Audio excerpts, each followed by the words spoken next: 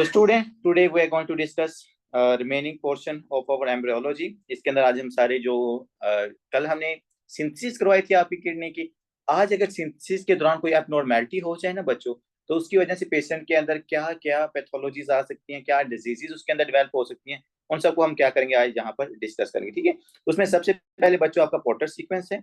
After that we will discuss the very important topic that is a horseshoe kidney. बच्चों चाहे वो आपका US assembly का exam है, चाहे वो आपकी एनआरई का एग्जाम है, इस टॉपिक में से मोस्टली एमसीक्यूज लग जाता है। ठीक है, वो मैं आपको बताऊंगा भी कि कहाँ से एमसीक्यूज आते हैं।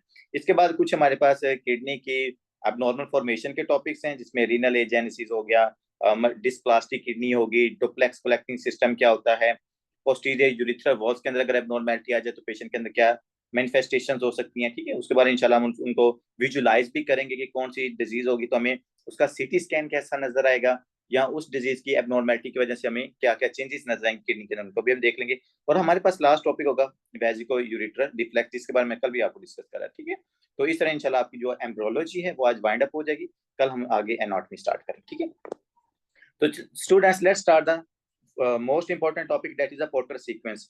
देखिए, मैंने आपको Potter sequence I guess respiratory system के अंदर ऑलरेडी पढ़ा चुका हूँ। ठीक है, बट जो हमारे पास न्यू स्टूडेंट्स हैं उनके लिए हम यहाँ पर दोबारा रिवाइज कर लेते हैं। डॉक्टर साहब, सबसे पहले आपने एक बात याद रखनी है कि हमारे पास जो बेबी होता है, बेबी के अंदर क्या होता है सर, यूरिन की फॉर्मेशन होती है। यहाँ पर क्या हुआ, यूरिन की फॉर्मेशन होती है।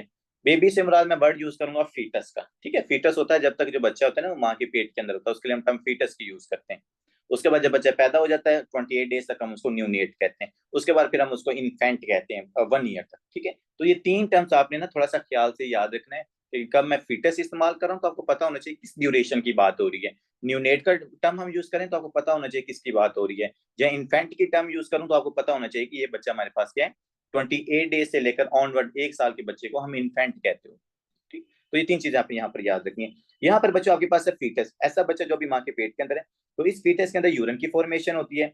अब काफी सारे स्टूडेंट सोचते होंगे कि यार ये जो यूरिन है, ये यूरिन कहाँ पर जाता होगा बच्चों, तो ये यूरिन हमारे पास यहाँ पर एक्सक्रीट होके ना इस बच्चे की आउटर लेयर के अंदर जो एमनियोटिक कैविटी है ना, देखो लेट्स यहाँ पर, इस कैविटी के अंदर ये आपका यूरिन चला जाता है। ये यूरिन चला गया, ठीक है, एमनियोटिक कैविटी के अंदर। अब यहाँ पर ना यूरिन के ऊपर डिफरेंट टाइप्स के ना इंजाइम्स और हाइड्रोलिटिक इंजाइम्स इसके ऊपर एक्ट करते हैं। वो इसको कन्वर्ट कर देते हैं सर किस चीज के अंदर है, एमनियोटिक फ्लूइड के अंदर। तो फीटस जो यूरिन पास आउट करता है बच्चों, वो एमनियोटिक फ्लूइड के अंदर कन्वर्ट होता है। किसमें सर, एमनियोटिक फ्लूइड के अंदर। और आप देखिएगा काइंडली इसके अंदर कौन कौन से स्ट्रक्चर इन्वॉल्व हो रहे हैं आपके एमनियोटिक फ्लूइड की फॉर्मेशन के अंदर। देखो बच्चों, सबसे पहले थी किडनी, ये देखो सबसे पहले किडनी, किडनी से आगे क्या सर, यूरिटर, यूरिटर से आगे बच्चों क्या है, यूरिनरी ब्लैडर, यूरिनरी ब्लैडर से यहाँ पर posterior urethral membrane, posterior urethral membrane से आगे क्या आपके पास है, यूरिथ्रा। और फिर बच्चों यूरिथ्रा के जरिए क्या होता है, यहाँ से यूरिन पास आउट होता है। ठीक है, ये हमारे पास यूरिन यहाँ से पास आउट हो गया। ठीक है जी, आपने हमने कहा कि सर यही जो यूरिन होता है, ये यूरिन क्या करता है आपके पास, एमनियोटिक फ्लूइड को बनाता है, एमनियोटिक फ्लूइड को। अब स्टूडेंट्स कहेंगे कि सर ये जो एमनियोटिक फ्लूइड है, अगर बच्चा कंटिन्यूसली यूरिन को पास आउट करता रहे तो फिर तो ये तो एमनियोटिक फ्लूइड बहुत ज्यादा इंक्रीज हो जाता है। तो अगर एमनियोटिक फ्लूइड बहुत ज्यादा इंक्रीज हो जाए तो उसकी वजह से तो हमारे पास जो एब्डोमिनल डिस्टेंशन है फीमेल के अंदर प्रेग्नेंट, वो भी बहुत ज्यादा हो सकती है। बट ऐसा होता नहीं है स्टूडेंट्स। उसका रीजन क्या होता है कि हमारे पास जो कुछ अमाउंट होती है ना आपके पास, लेट्स सपोज मैं कहता हूँ कि अराउंड 50%, मैं जिस आपको ना एक न्यूमेरिकल वैल्यू बता रहा हूँ कि जो 50% एमनियोटिक फ्लूइड है वो एमनियोटिक कैविटी में ही रहता है। और एमनियोटिक कैविटी क्या होती है बच्चों, वो वाली कैविटी जिसके अंदर बच्चा क्या होता है, प्रेजेंट होता है। देखो लेट्स सपोज ये एमनियोटिक कैविटी है, अब इसके अंदर ये ब्यूटीफुल सा बेबी होता है। ठीक है, ये राउंड जो इसको कुशन प्रोवाइड करती है, और इसके अंदर क्या होता है, ये सारा एमनियोटिक फ्लूइड है। और ये एमनियोटिक फ्लूइड बच्चों क्या करता है, बच्चे को कुशन प्रोवाइड करता है। कुशन क्यों प्रोवाइड कर रहे हैं कि देखो ना बच्चों, जब अगर फीमेल मूव करती है तो ये आपका फीटस है, ये इस वॉल के साथ क्या टकराएगा, एमनियोटिक कैविटी के साथ या एमनियोटिक वॉल के साथ। तो अब बच्चे की तो जो उसकी लिम्स हैं, जो उसके ऑर्गन्स हैं, अभी वो प्रॉपर्ली डेवलप नहीं हुए, जो उसका फेस है, अगर वो क्या करके इस वॉल के साथ बच्चों टकराएगा तो उसकी डिफॉर्मिटी हो सकती है। उस डिफॉर्मिटी को बचाने के लिए हमारे पास एमनियोटिक कैविटी के अंदर बच्चों क्या होता है, एमनियोटिक फ्लूइड होता है। सर एक काम तो एमनियोटिक फ्लूइड का ये वाला हो गया। अब आते हैं दूसरी तरफ, दूसरी तरफ बच्चों जो आपका एमनियोटिक फ्लूइड बचता है वो बच्चा क्या कर लेता है, उसको इनगल्फ कर लेता है। उस एमनियोटिक फ्लूइड को बच्चा इनगल्फ कर लेता है, ठीक है। वो अक्सर आपने सुना नहीं होता कि जो बच्चा होता है वो कहते हैं वो बच्चा अपना पेशाब खुद ही पी जाता है। तो असल में वो जो एमनियोटिक फ्लूइड बना है, वो एमनियोटिक फ्लूइड क्या करता है, हमारे पास यहाँ पर फीटस इनगल्फ करता है। सर जब ये फीटस इसको इनगल्फ कर लेता है एमनियोटिक फ्लूइड को, तो फिर इसका बच्चे को क्या फायदा होता है? इसको बच्चे को बहुत ज्यादा फायदे होते हैं इस एमनियोटिक फ्लूइड के बच्चों। सबसे पहले लंग्स मैचुरेशन में एमनियोटिक फ्लूइड हेल्प करता है। Kindly make sure you know this concept. Amniotic fluid क्या करता है, बच्चे के लंग्स को मैच्योर करता है। And on the other hand जो आपका जीआईटी ट्रैक है ना, जीआईटी ट्रैक बच्चों, इसकी मैच्योरेशन के अंदर भी वही हमें एमनियोटिक फ्लूइड चाहिए होता है। तो अगर बच्चे के अंदर एमनियोटिक फ्लूइड कम होगा, आपने मुझे खुद बताना डॉक्टर साहब। अब देखें अगर एमनियोटिक फ्लूइड होता है कम, तो सबसे पहले तो सर ये जो कुशन प्रोवाइड कर रहा था बच्चे के ऑर्गन्स की डिफॉर्मिटी से इसको बचा रहा था कि ये यार ये जो बच्चे हैं इस वॉल इसके जो बच्चे का फेस है, नेक है, ईयर्स हैं, क्योंकि वो सेंसिटिव हैं, अभी वो प्रॉपरली बन रहे हैं कि वो वॉल के साथ टकरा के उनकी डिफॉर्मिटी ना हो जाए, उसको आपका एमनियोटिक फ्लूइड बचाता था।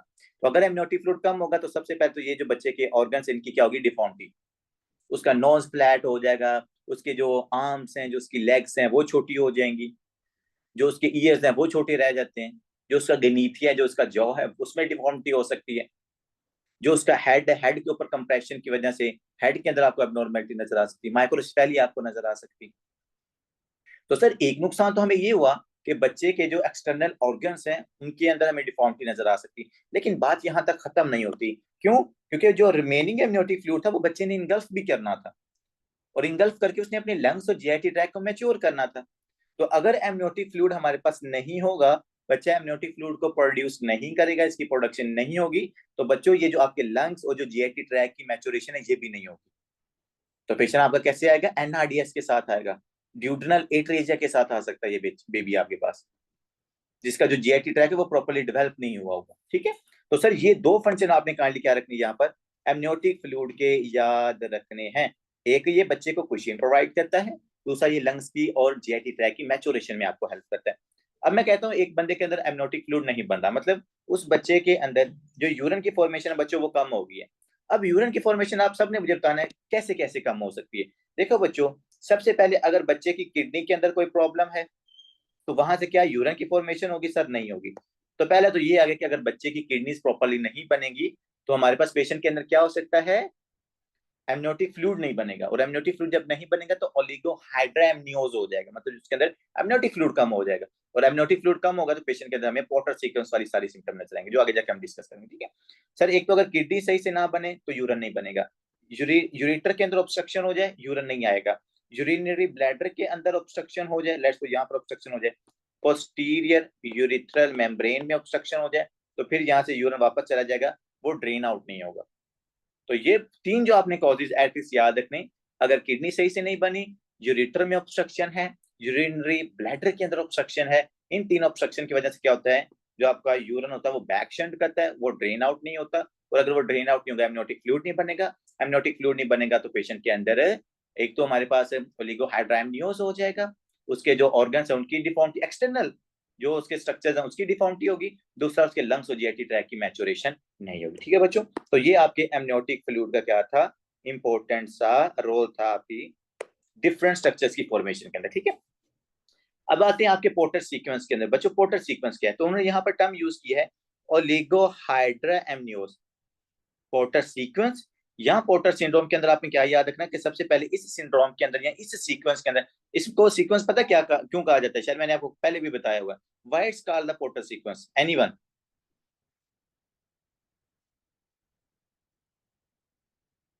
जी स्टूडेंट्स, व्हाई वो called this Potter sequence not Potter syndrome, why not Potter syndrome? फिर आपने बताया था सीक्वेंस वाइज मसले होंगे, इसमें हाइपोप्लेजिया होगा, फिर मतलब कि इसमें डिफॉर्मिटीज भी होती हैं, इसमें किडनी नहीं सही से बनेगी क्योंकि वो नहीं, एमनियोटिक फ्लूइड नहीं सही से बन रहा, लंग्स भी किडनी सही मेच्योर से नहीं नहीं होंगे। बनेगी तो एमनियोटिक फ्लूइड नहीं बनेगा, ठीक है। सर मतलब इसमें गुड हो गया, गुड हो, इसमें जो सारी चीजें सर वो सीक्वेंस के साथ है। देखो किडनी सही से काम नहीं करेगी, एमनियोटिक फ्लूइड नहीं बनेगा, एमनियोटिक फ्लूइड नहीं बनेगा तो पेशेंट को ओलिगोहाइड्रामनियोज हो जाएगा, जिसकी वजह से जो उसके ऑर्गन्स है उनकी डिफॉर्मिटी हो जाएगी, और दूसरे नंबर देखो ये सारी चीजें सीक्वेंस बाय सीक्वेंस चल रही हैं। किडनी में प्रॉब्लम थी, एमनियोटिक फ्लूइड कम हुआ, जो उसके ऑर्गन्स उनके ऊपर कंप्रेशन आ रही है, उसके लंग्स के अंदर एमनियोटिक फ्लूइड नहीं गया, उनकी डिफॉर्मिटी है, जीआईटी ट्रैक्ट में क्या उनकी डिफॉर्मिटी है।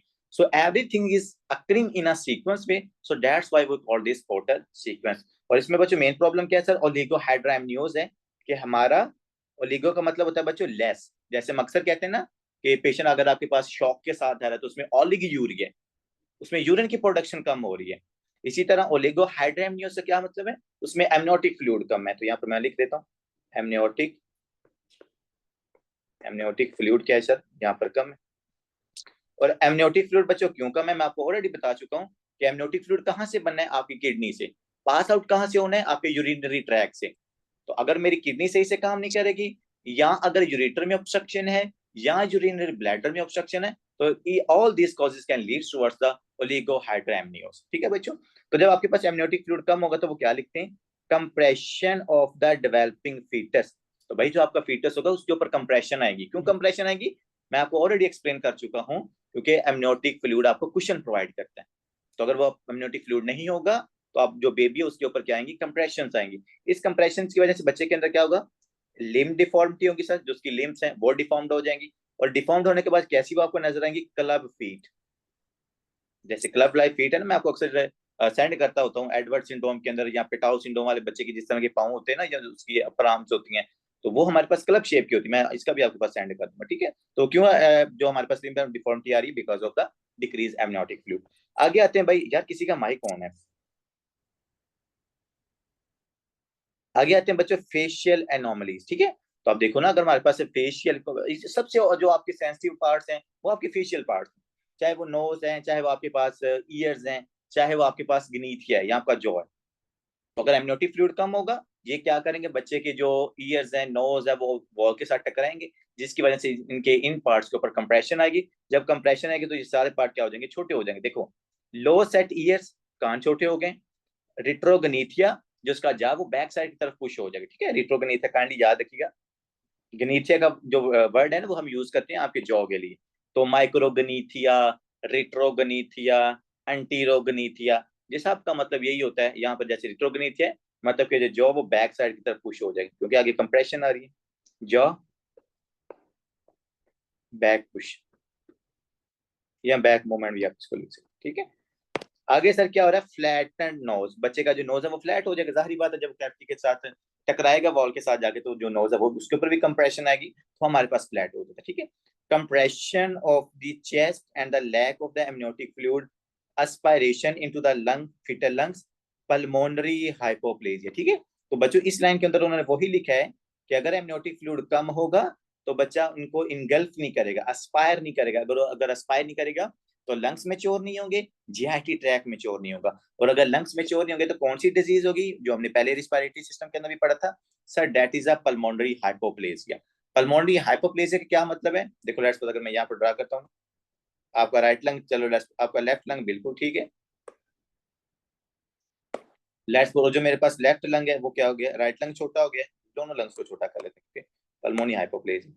तो आपके ये जो दोनों लंग्स है वो क्या हो जाते हैं बच्चे, छोटे हो जाते हैं, क्योंकि इनकी मैच्योरेशन के लिए, इनका जो ओरिजिनल साइज गेन करने के लिए वो need the amniotic fluid. But now the amniotic fluid is less, there is less engulfing, there is a less aspiration of amniotic fluid into the lungs, and if there is less aspiration of amniotic fluid into the lungs, it can lead towards the decreasing size of the lungs. तो आपके ये जो lungs थे इनका size क्या हो गया, decrease हो गया। इस कंडीशन को हम क्या कह रहे हैं sir, that is called pulmonary hypoplasia, ठीक है बच्चों। अब दूसरी तरफ देखो कि अगर आपके लंग्स का साइज छोटा होगा, तो मैंने आपको क्या बताया था, नीचे क्या पड़ा हुआ है, डायफ्राम। क्योंकि बच्चे के अंदर डायफ्राम भी प्रॉपर्ली डेवलप नहीं होता इसमें इतने अच्छे तरीके से, तो उसकी वजह से जो इंटेस्टाइन के ये सारे पार्ट्स हैं, जो आपकी इंटेस्टाइन है, ये क्या कर जाती है बच्चों, डेविएट कर जाएगी ऊपर की साइड की तरफ। जब आपके इंटेस्टाइन के पार्ट्स या abdominal content started to deviating towards thoracic cavity, that is called the diaphragmatic herniation. तो जब आपके पास लंग्स के छोटे होने की वजह से यहाँ पर स्पेस क्रिएट हो जाएगी बच्चों, तो जो इंटेस्टाइन इंटेस्टाइन क्या करती है, ये ऊपर की तरफ मूव करना शुरू कर देती है। जब ये ऊपर की तरफ मूव करते हैं तो हमने इस कंडीशन को क्या कहा था रिस्पिरेटरी सिस्टम के अंदर, सर डायाफ्राग्मेटिक हर्निएशन। तो यहाँ पर पेशेंट के अंदर क्या हो जाती है, डायाफ्राग्मेटिक हर्निएशन, ठीक है। And what is the cause of the diaphragmatic herniation? Sir, pulmonary hypoplasia. And what is the cause of the pulmonary hypoplasia? Sir, decreased amount of amniotic fluid. And what is the cause of decreased amniotic fluid? Sir, there are three most commonly causes: posterior urethral deformity, ureter obstruction, and the renal agencies. ठीक है, तो ये चीज आपने बच्चों यहाँ पर याद रखनी है। और मैंने आपको डायफ्राग्मेटिक हर्निएशन पूरा बताया वहां जी, क्या क्या प्रेजेंटेशन होगी डायफ्राग्मेटिक हर्निया वाले पेशेंट के अंदर, क्या क्या चीजें आपको नजर आती हैं जी students? Lung hypoplasia, okay, respiratory distress होगा, हाँ मतलब जी, कि लंग्स वाली सिम्टम्स आएंगी सारी। और ओके, एक्सरे भी आपने दिखाया था डायफ्रैगमेटिक हर्निएशन का, वो सारा ब्लैक एरिया हुआ था, जिस साइड का लंग छोटा था ना, वो इंटेस्टाइन सारी ऊपर को आई हुई थी। ओके, और बाउल साउंड ऑन चेस्ट, या वेरी गुड, बाउल साउंड्स आपको चेस्ट के ऊपर मिल रही होती हैं इस बच्चे के अंदर। And very most important points that you are missing guys, come on, what is the most important point students? Mediastinum shift, your beautiful heart is here, and if there is a deviation of the intestine into your thoracic cavity, it started to pushing the heart towards the right side, so that condition is called the dextrocardia. तो sir इस patient का जिसमें pulmonary hypoplasia हो रहा है, इस बेचारे का जो हार्ट होता है वो भी राइट साइड की तरफ चला जाता है, और हार्ट की जगह पर क्या आ जाती है? इंटेस्टाइन आ जाती है। तो पेशेंट की हार्ट साउंड हमें राइट साइड की तरफ मिल रहे होते हैं, बाउल साउंड उसके लेफ्ट साइड थोरैसिक कैविटी में हमें मिल रहे होते हैं, और एब्डोमिनल कैविटी में हमें बाउल साउंड मिल ही नहीं रही होती। तो ये सिर्फ ऑस्कल्टेशन की बेस के ऊपर भी आप इसको क्या कर सकते हो? डायग्नोज कर सकते हो। ठीक है बच्चों, ये चीजें क्या रखनी है आपने यहाँ पर याद रखनी है। अगर इसके साथ आपने लिखना है ना, तो आप लिख सकते हो abnormal abnormal maturation of the GIT tract as well, maturation of GIT tract as well. अब मैं इसकी डिटेल में नहीं जाना चाहता, क्योंकि ये हमने जीआईटी ट्रैक के अंदर भी पढ़ना है, और डाउन सिंड्रोम के साथ मैंने आपको पढ़ाना है, ये 2-3 दफा आगे भी आना है। आगे आते हैं sir, what can be the possible causes of the Potter sequence. ठीक है सर, पोर्टर सीक्वेंस के क्या क्या पॉसिबल कॉजेज हैं? सबसे पहले सर, क्रॉनिक प्लेसेंटल इनसफिशिएंसी और रिड्यूस फीटल यूरिन आउटपुट। अब देखो बच्चों, यहाँ पर दो चीजें आपने याद रखनी है। सबसे पहले, अगर बच्चे का जो प्लेसेंटा है ना, प्लेसेंटा सही से काम नहीं कर रहा। अब आप कहेंगे सर प्लेसेंटा का एमनियोटिक फ्लूइड के साथ क्या ताल्लुक है? कोई मुझे रिलेट करके बता सकता है? How placenta is related with the oligohydramnios? What do you think guys? क्योंकि हमें यूरिनरी ट्रैक का तो पता है, लेकिन ये प्लेसेंटा इन्होंने यहाँ पर कैसे इसका कॉज ऐड कर दिया है कि प्लेसेंटा सही से काम नहीं करेगा तो पेशेंट के अंदर हमें पोर्टर सीक्वेंस नजर आ सकता है। जी doctor Kiran, what do you think? मैं देखता हूँ ना कि आप चीजों को कितना कर रिलेट करना अभी तक आपने सीखा है। क्या लगता है आपको, प्लेसेंटा सही से काम नहीं कर रहा, पेशेंट के अंदर ओलिगोहाइड्रोएमनियोस हो रहा है? Anyone else? Doctor Taiba, doctor Faiz, Shiraz, Zariyab sir ji. Sir क्योंकि प्लेसेंटा के थ्रू ही बच्चे में सारी न्यूट्रिएंट्स और ईच एंड एवरीथिंग उनको मिल रहा होता है। जी जब जी, प्लेसेंटा में ही प्रॉब्लम होगा तो डेफिनेटली एमनियोटिक फ्लूइड में भी प्रॉब्लम हो सकता है। वेरी गुड, डॉक्टर साहब ने अच्छा पॉइंट उठाया है कि सर बच्चे को जो गैसियस एक्सचेंज मिलता है, ऑक्सीजनेटेड, जो उसको ऑक्सीजनेटेड ब्लड मिलता है, अगर मैं सिंपल वर्ड्स में कहूं कि जो बच्चे को ब्लड मिलता है वो प्लेसेंटा के जरिए मिल रहा होता है मां से। तो अगर उसको ब्लड ही नहीं मिलेगा तो किडनी की तरफ भाई क्या आ जाएगा? तो अगर किडनी की तरफ, अगर चाहे किडनी प्रॉपरली काम करिए, लेकिन ब्लड की अगर अमाउंट कम है, उसमें न्यूट्रिएंट्स कम है, तो क्या यूरिन की फॉर्मेशन आपके पास होगी? नहीं होगी सर। तो अगर यूरिन की फॉर्मेशन नहीं होगी, एमनियोटिक फ्लूइड नहीं बनेगा, एमनियोटिक फ्लूइड नहीं बनेगा, पेशेंट के अंदर आपको पोर्टर सीक्वेंस नजर आ सकता है। तो वेरी गुड। आगे देखो बच्चों, रिड्यूस फीटल यूरिन आउटपुट। तो ये तो मैंने आपको बताया हुआ कि अगर फीटल की यूरिन की आउटपुट कम है ना, वो आपके पास रीनल एजेंसी उसका कॉज है, वो यूरिटर ऑब्स्ट्रक्शन है, वो पोस्टीरियर यूरिथ्रल मेम्ब्रेन ऑब्स्ट्रक्शन है, वट एवर द कॉज। अगर यूरिनरी ट्रैक के अंदर ऑब्स्ट्रक्शन है तो उसकी वजह से हमारे पास पेशेंट के अंदर है ओलिगोहाइड्रोएमनियोस हो सकता है। Next sir, including autosomal recessive polycystic kidney disease. तो जाहिर बात है, अगर पेशेंट बच्चे के अंदर autosomal recessive polycystic kidney disease है, उसकी किडनी के अंदर काफी सारी सिस्ट बनी हुई है, तो वहां पर यूरिन की फॉर्मेशन इतनी नहीं होती, और अगर यूरिन की फॉर्मेशन नहीं होगी तो जाहिर बात है ओलिगोहाइड्रोएमनियोस होगा। ऑब्स्ट्रक्टिव यूरोपैथी, बात आ गई ना कि सर अगर मेरे पास जो यूरिनरी ट्रैक है उसमें कोई ऑब्स्ट्रक्शन हो जाए, चाहे वो आपके यूरेटर में ऑब्स्ट्रक्शन हो जाए, या जो बच्चों के अंदर हमें एक बहुत कॉमन डिजीज नजर आती है जिसको हम कहते हैं पोस्टीरियर यूरिथ्रल वॉल डिफेक्ट, कि जो आपके पास यूरिथ्रा है ना, देखो यूरिनरी ब्लैडर से आगे यूरिथ्रा स्टार्ट होता है ना, ये देखें। प्रीनेटल हाइड्रोनेफ्रोसिस भी हो सकती है इसके पास। जी हो सकती है। तो ये देखो बच्चों, यहाँ पर आपके पास होता है पोस्टीरियर यूरिथ्रल वॉल, ये वॉल होता है, और ये वॉल ओपन होकर क्या करता है, आपके यूरिन को पास करता है, पास आउट करता है, ठीक है। अगर बच्चे के इस पोस्टीरियर यूरिथ्रल वॉल के अंदर डिफेक्ट होगा तो ये क्या करेगा, ऑब्स्ट्रक्शन, और इसकी ऑब्स्ट्रक्शन की वजह से यूरिनरी ब्लैडर फुलफिल्ड होगा, यूरिन को बैक शंट कर देगा, यूरिन को आउटसाइड की तरफ नहीं मूव करने के देगा, जिसकी वजह से क्या हो जाएगा, हाइड्रा एमनियोज हो जाएगा। ठीक है बच्चों, ये चीज आपने क्या रखनी है, यहाँ पर याद रखनी है। आगे आते हैं सर, बायलेटरल रीनल एजेंसीज, कि अगर बच्चे की किडनी ना बनी, ये वो बात आ गई ना उसी डोला थे ना उसी डोला, कि अगर ऊपर से किडनी बन ही नहीं रही तो सर आगे यूरिन ने क्या बनना है, ठीक है। तो there is no kidney, there is a no blood filtration, there is a no urine formation, and if there is a no urine formation, you know that there is a oligohydramnios, and it is one of the most common causes of the Porter sequence, that is the bilateral renal agencies। Word यहाँ पर use किया गया bilateral, ठीक है। तो ये चीज आपने याद रखनी है, क्योंकि अगर यूनिलेटरल होती ना तो दूसरी किडनी कंपनसेट करके यूरिन को बना लेती, but there is a bilateral renal agencies. याद रखिएगा पोर्टर सीक्वेंस के अंदर ना ये बायलेटरल, इससे रिलेटेड आई थिंक उसके यूरिन के अंदर ना एक क्वेश्चन भी है। आगे भाई, premature rupture of the membrane, ठीक है जी। तो वो अगर हमारे पास जो प्लेसेंटा है, प्लेसेंटल मेम्ब्रेन की बात हो रही है, अगर वो रप्चर हो जाएगा तो सारी बात है, अब आपके पास गैसेस एक्सचेंज नहीं होगा, ब्लड का एक्सचेंज नहीं होगा, न्यूट्रिएंट्स नहीं जाएंगे, और न्यूट्रिएंट्स जो आपने फिल्टर आउट करने वो नहीं होंगे, तो पेशेंट के अंदर ओलिगोहाइड्रामियोज हो जाएगा। Maternal ACE inhibitor, one of the most common teratogen that can lead towards the Potter sequence in the babies as well. तो काइंडली इस चीज को आपने याद रखना है। टेराटोजेंस मैंने आपको सारे पढ़ाने रिप्रोडक्टिव सिस्टम के अंदर, तो उनमें से जो एक टेराटोजन हमारा है वो है एसी इनहिबिटर्स, कैप्टोप्रिल, मेटा। देखो ना, लेट्स अगर फीमेल के अंदर हाइपरटेंसिव फीमेल है और वो कैप्टोप्रिल ले रही है, और कैप्टोप्रिल प्रेग्नेंट भी हो गई है, but still she is using the captopril drug और AC inhibitors, so it can lead towards the Potter sequence as well.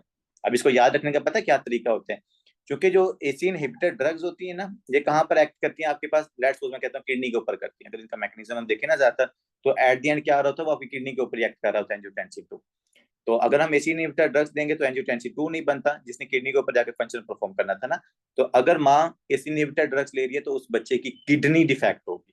Kindly ये बात याद रखिए, क्योंकि ये कोई हमने एक टेराटोजन नहीं पढ़ना, हमने कुछ 40-50 टेराटोजन पढ़ने, तो वो हमेशा आपस में क्या हो जाते हैं, कंफ्यूज हो जाते हैं। तो एसी इनहिबिटर का काइंडली याद रखिएगा, ये किडनी डिफेक्ट काज करवाता है बच्चे के अंदर। ठीक हो गया बच्चों। अब आगे आते हैं कि सर अगर पेशेंट के अंदर पोर्टर सीक्वेंस डेवलप हो गया है, और इसमें यही कॉन्सेप्ट आएगा कि एसी इनहिबिटर जो अगर माँ यूज कर रही है तो वो प्लेसेंटा क्रॉस करके बेबी के अंदर जाके डिफेक्ट कर। हाँ ना, क्योंकि अभी बच्चे की तो किडनी प्रॉपरली बन ही नहीं रही होती, तो वो जो आप इसके मेटाब्लाइट्स होते हैं एसी इनहिबिटर ड्रग से, वो क्या करते जाके उस बच्चे की किडनी के ऊपर जाके डिफेक्ट काज कर देते, ठीक है, जिसकी वजह से ये वो नेफ्रोटॉक्सिक है। जी नेफ्रोटॉक्सिक है। ओके बच्चे के लिए नेफ्रोटॉक्सिक है, मदर के लिए नहीं है। मदर के लिए तो ये मतलब कि कह रहा हूँ कि नेफ्रोप्रोटेक्टिव होती है एसी इनहिबिटर, जो आपके पास अर्ब्स ड्रग्स होती है ना, बट जो इसके मेटाब्लाइट्स बच्चे के अंदर जा रहे हैं वो, क्योंकि बच्चे की किडनी प्रॉपरली बनी नहीं है अभी तक, ठीक है। अब आगे आते हैं कि सर पोर्टर सीक्वेंस का जो बच्चा है वो किस तरह प्रेजेंट कर सकता है, तो काइंडली आपने इस निमोनिक को याद रखना है। सबसे पहले पी से क्या है सर, पल्मोनरी हाइपोप्लेजिया, जो हम ऑलरेडी डिस्कस कर चुके हैं। ओ से क्या है, ओलिगोहाइड्रोएमनियोज है, एमनियोटिक फ्लूइड कम है। टी से ट्विस्टेड फेस है, वही हमने कहा था कि उसका जो नोज है वो फ्लैट हो जाएगा, ईयर उसके छोटे हो जाएंगे, रिट्रोगनीथिया हो जाएगा। ट्विस्टेड स्किन है जी, जो उसकी स्किन है वो भी आपको क्या है, ट्विस्टेड नजर आ सकती है, ठीक है। आगे है जी एक्सट्रीमिटी डिफेक्ट, ये कहानी काफी इंपॉर्टेंट है, तो इसके ऊपर आपने काइंडली थोड़ा सा ना, अगर क्योंकि ये अभी हम चूंकि एक ही डिजीज डिस्कस कर रहे हैं ना, तो अभी ज्यादा कंफ्यूजन नहीं होगी, लेकिन मैं कह रहा हूँ क्योंकि ये जो मैनिफेस्टेशन है ना, ये कंफ्यूजन क्रिएट करेगी जब हमने डिफरेंशियल डायग्नोज करने होते। अब आपके पास बच्चा बैठा हुआ है पोर्टर सीक्वेंस का, साथ उसके डाउन सिंड्रोम का, साथ उसके पेटाओ सिंड्रोम का, साथ उसके एडवर्ड सिंड्रोम का, साथ उसके जो बच्चा अल्कोहलिक मदर का होता है, अल्कोहलिक सिंड्रोम वाला है, तो फिर उनके अंदर चूंकि जो आपके काफी सारे फीचर्स होते हैं ना वो सिमिलर होते हैं, तो फिर वहां पर जो डिफ्रेंशिएट करना होता है ना वो थोड़ा सा मुश्किल हो जाता है। तो इसलिए मैं आपको अक्सर इस तरह के ना डिफ्रेंशिएटिंग पॉइंट्स बता देता हूँ। जैसे यहाँ पर आपने स्पेसिफिकली एक्सट्रीमिटी डिफेक्ट्स को देखना है, ठीक है, इसको मैं यहाँ पर हाईलाइट भी कर देता हूँ। आगे आते हैं सर आर से रीनल फेलियर, ठीक है, वो जो हमने कहा था कि सर अगर बाइलेटरल नॉट यूनिलेटरल, अगर बाइलेटरल रीनल एजेंसीज होगी ना, तो उसके पेशेंट के अंदर हमें पोर्टर सीक्वेंस नजर आता है, ठीक है बच्चों। I hope so it make sense and you enjoy this topic, and now it's totally clear with all students, ठीक है। पोर्टर सीक्वेंस क्यों हो रहा है, वो सारे हमने कॉजेज भी देख लिए हैं। उसके बाद हमने वो इम्यूनिटी फ्लूइड कम होने की वजह से क्या क्या पेशेंट बच्चे में चेंजेस आ सकती हैं, हमने वो भी डिस्कस कर ली। ठीक है बच्चों, अब आगे आते हैं हॉर्सशू किडनी, जो मैंने आपको बताया था एग्जाम पॉइंट ऑफ व्यू से ये टॉपिक काफी इंपॉर्टेंट है, और जहां से एग्जाम पूछा जाता है मैं आपको वो भी बता देता हूँ। सबसे पहले सर, जो हमारे पास हॉर्सशू किडनी है, ये किडनीज बनती क्यों है horseshoe kidneys? The reason is the abnormal formation during the embryogenesis। कि सर एम्ब्रियोजेनेसिस के दौरान हमारे पास अगर कंप्लीटली सेपरेशन नहीं होता, अगर देखो ना थोड़ा सा बैक की तरफ जाओ तो हमने बात की थी मीजोनेफ्रोज की, हमने बात की थी आपके पास यूरिटेरिक बर्ड की, हमने बात की थी मेटानेफ्रिक मेसेनकाइमा की। तो वो हमने स्टार्ट के अंदर वो सिंगल ड्रॉ किए थे, तो उसके बाद उनकी क्या होती है बच्चों, आगे जाके सेपरेशन होती है। फिर जो आपके पास मेटानेफ्रॉन जो उसने स्ट्रक्चर बनाना था वो स्ट्रक्चर बनाता है, जो यूरिटेरिक बर्ड है जो हमने कल सारे डिस्कस किए उसके जो स्ट्रक्चर होते हैं वो अपने सेपरेट उन्होंने बनाने होते हैं।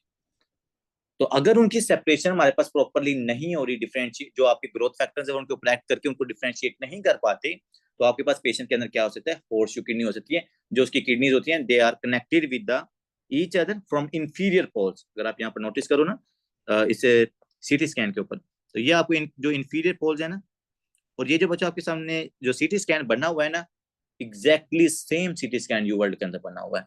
तो आपने थोड़ा सा नोटिस करना है, क्योंकि हमें बात डिफ्रेंशिएट हम नहीं कर पाते। जब भी हमारे पास इस तरह का सीटी स्कैन आता है, पता है हम क्या चीज सबसे पहले देखते हैं, हम उस बच्चे के ना लीवर की तरफ चले जाते हैं, या हम अक्सर स्प्लीन को देखना शुरू कर देते हैं, या हम यहाँ पर पड़ा पेंक्रियास की तरफ, या हम इंटेस्टाइन को देखना शुरू कर देते हैं। तो जो व्हाइटिश एरिया होता है हम अक्सर उसको क्या कर देते हैं, मिस आउट कर देते हैं। लेकिन आपने मिस आउट इसको नहीं करना। आपने हमेशा, मैं अक्सर कहता हूँ कि जो 4-5 आपने सीटी स्कैन देखा है ना, एब्डोमिनल सीटी स्कैन, 4-5 चीजें आपने जरूर उसकी काउंट करनी। सबसे पहले किडनी को ढूंढना है, ये देखो आपने किडनी को देखना, हाँ भाई किडनी इसकी नॉर्मल है या नहीं है। फिर आपने उसके लीवर को देखना है, नंबर 2। फिर आपने उसके पैंक्रियाज को देखना है। फिर आपने उसकी क्या करना है, इंटेस्टाइन को। और नंबर 5 के ऊपर आपने स्प्लीन को देखना होता है। ये 5 चीजें आपने एब्डोमिनल सीटी स्कैन के ऊपर ढूंढनी होती। तो अगर आप किडनी देखते हो, क्योंकि किडनी जो नॉर्मली होती है वो तो यहाँ से सेपरेट आउट होती है, लेकिन अगर ये दोनों आपस में क्या है, इनके किडनीज के इंफीरियर जो नीचे वाले पोल्स हैं वो कनेक्टेड हैं, इसका मतलब है कि ये सीटी स्कैन किस पेशेंट का बच्चों, हॉर्सशू किडनी वाले पेशेंट का। ठीक है, अगर आप यहाँ पर भी देखोगे तो आपकी किडनीज के कौन से पार्ट कनेक्टेड है विद ईच अदर, काइंडली यहाँ पर लिख लीजिएगा इंफीरियर पोल्स। जो नीचे वाले पोल्स हैं किडनी के वो एक दूसरे के साथ अटैच ही रहते हैं, वो सेपरेट नहीं होते। जब बच्चों ये सेपरेट नहीं होंगे तो पेशेंट के अंदर किस तरह की मैनिफेस्टेशंस आ सकती हैं वो हम डिस्कस करते हैं। और इसमें एक जो सबसे इंपॉर्टेंट एमसीक्यूज है, एक तो इसका ये सीटी स्कैन से हमने रिकॉग्नाइज करना होता है पेशेंट में क्या प्रॉब्लम है। दूसरा बच्चों इसके अंदर आर्टरी का पूछा जाता है कि अगर हॉर्सशू किडनी है तो हमारे पास कौन सी जो आर्टरी है उसकी कंप्रेशन होती है, वो क्वेश्चन पूछा जाता है। इसके अलावा एक उन्होंने हमारे पास सिनेरियो दिया हुआ कि एक बच्चा होता है ना, बार बार उसको इन्फेक्शन हो रहा होता है, हम उसको एंटीबायोटिक देते हैं, उसका इन्फेक्शन ठीक है तो यूटीआई, और फिर को हमारे पास 1-2 हफ्ते के बाद दोबारा फिर बच्चा रिकरेंट इन्फेक्शन के साथ आ रहा होता है। तो अगर बच्चे की history recurrent urinary track infection की होगी ना, तो आपने हॉर्सशू किडनी के बारे में एक दफा जरूर सोचना है, उसका एक्सरे या सीटी स्कैन करके देख लेंगे। एक आगे जाके मैं आपको और बताऊंगा, पोस्टीरियर यूरिथ्रल जो मेम्ब्रेन डिफेक्ट है ना, उसकी वजह से भी बच्चे के अंदर रिकरेंट इन्फेक्शन होते हैं। तो फर्स्ट पहले आपने इस चीज को क्या करना है, मेक श्योर करना है। तो स्टार्ट करते हैं बच्चों सबसे पहले कि सर हम क्या क्या डिस्कस करेंगे इसके अंदर। Inferior poles of both kidneys fuse abnormally. ठीक है, कौन से पोल हैं बच्चों, इंफीरियर पोल्स हैं। अब आपको पता है जो आपकी किडनी की फॉर्मेशन स्टार्ट होती है वो कहां पर, आपके सबसे पहले आपकी किडनी कहां पर पड़ी होती है, हाँ जी, ड्यूरिंग फॉर्मेशन, ड्यूरिंग एम्ब्रियोजेनेसिस जो आपकी किडनी होती है उसकी लोकेशन क्या होती है जी स्टूडेंट्स। जब हम कल किडनीज बना रहे थे तो वो किडनीज की लोकेशन कहां पर थी, एब्डोमिनल कैविटी में थी, पेल्विक कैविटी में थी, या उनकी थोरेसिस कैविटी में थी, स्टार्ट के अंदर कहां पर लंबा किडनी, रीजन में थी। Sir midgut. अच्छा मिडगट हो गया, लंबा रीजन कहां पर L2 L3 बच्चों, पेल्विक रीजन के अंदर होती है। जो आपका पेल्विक रीजन होता है ना, जब किडनी की फॉर्मेशन होती है ना तो किडनीज वहां पर होती हैं। अब जैसे जैसे किडनीज मेच्योर होती है ना तो ये मूव आउट करके आपके ये एब्डोमिनल रीजन के अंदर आ जाती हैं। जो स्टार्ट के अंदर होती है आपकी पेल्विक रीजन के अंदर होती है। जैसे मैंने आपको रिप्रोडक्टिव सिस्टम के अंदर भी बताया था ना कि जो टेस्टिस की फॉर्मेशन होती है वो एब्डोमेन के अंदर होती है, और उसके बाद फिर टेस्टिस को डिसेंड करके स्क्रोटम में लाया जाता है। इसी तरह जो आपके पास बच्चों किडनीज होती हैं, ये किडनीज की जो फॉर्मेशन है वो कहां पर होती है, पेल्विक रीजन के अंदर। उसके बाद ये क्या करती है, मूव आउट करके ऊपर अपनी ओरिजिनल लोकेशन के ऊपर जाती हैं। तो यही चीज वो यहाँ पर कह रहे हैं, as they ascend from the pelvic during fetal development, horseshoe kidneys get trapped under the inferior mesenteric artery and remain low in the abdomen। तो क्या सर, देखो ना, दरमियान के अंदर तो जो नॉर्मल किडनीज होती हैं वो तो एक दूसरे से सेपरेट होती हैं, तो वो क्या करती हैं, वो अपनी ओरिजिनल लोकेशन ऊपर चली जाती हैं, मिड एब्डोमेन के अंदर जो इनकी लोकेशन। अब जब ये दोनों एक दूसरे के साथ अटैच होंगी बच्चों, तो यहाँ पर हमारे पास आर्टरी पड़ी है, that is the inferior mesenteric artery. And बहुत बहुत बहुत ये हमारे पास इंपॉर्टेंट क्वेश्चन है ये वाला, इट्स वेरी इंपॉर्टेंट क्वेश्चन, ठीक है, कि हमारे पास कौन सी ऐसी आर्टरी है जो हॉर्सशू किडनी को क्या करती है, कंप्रेस करके रखती है बच्चों, वो आपकी है इंफीरियर मेसेंटेरिक आर्टरी। एक हमारे पास सुपीरियर मेसेंटेरिक आर्टरी होती है, सुपीरियर की तरफ नहीं जाना, वो इससे ऊपर होती है। जो नीचे हमारे पास इंफीरियर मेसेंटेरिक आर्टरी है ना, जिसने आपकी इंटेस्टाइन को ब्लड सप्लाई करनी होती है, तो इसके दरमियान में से ये क्या करती है, यहाँ पर आकर ट्रैप हो जाती है आपकी किडनी, फिर इधर से ऊपर नहीं आपकी किडनी जाती, जो उनकी ओरिजिनल लोकेशन होती है ना मिड एब्डोमेन वाली, वो नहीं होती, ये हमारे पास लोअर एब्डोमेन के अंदर क्या रहती है, प्रेजेंट रहती है, ठीक है बच्चों। तो ये आपने इंफीरियर मेसेंटेरिक आर्टरी को क्या रखना है, यहाँ पर याद रखना है। Kidneys can function normally, kidney का कोई मसला नहीं, देखो ना किडनी बंद तो ठीक रही है ना, किडनीज की फॉर्मेशन में कोई प्रॉब्लम नहीं है, बट उनके स्ट्रक्चर के अंदर यहाँ पर प्रॉब्लम आ रही है। लेकिन एक दो जो हमारे पास मैनिफेस्टेशंस आएंगी हॉर्सशू किडनी की वजह से, वो आपने क्या देखनी है सर, सबसे पहले हाइड्रोनेफ्रोसिस, क्या होगा हमारे पास, हाइड्रोनेफ्रोसिस। अब हाइड्रोनेफ्रोसिस का क्या मतलब होता है sir, urine in the kidneys, कि जो हमारे पास किडनीज है